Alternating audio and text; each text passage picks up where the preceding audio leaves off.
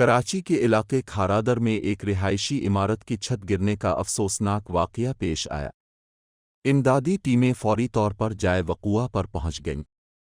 इब्तिदाई इत्तलात के मुताबिक मुतअद्दिद अफराद ज़ख्मी हुए हैं। पुलिस के मुताबिक 5वीं मंजिल के हिस्से की छत गिरने के बाद पहली मंजिल तक की छतें गिरती चली गईं।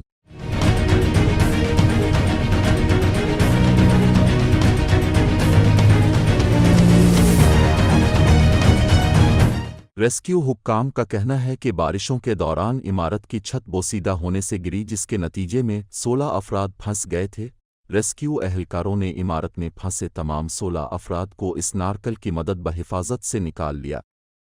रेस्क्यू हुक्काम के मुताबिक 4 ज़ख्मी अफराद को मौके पर तिब्बी इमदाद दी गई और शदीद ज़ख्मी 2 अफराद को अस्पताल मुंतकिल किया गया।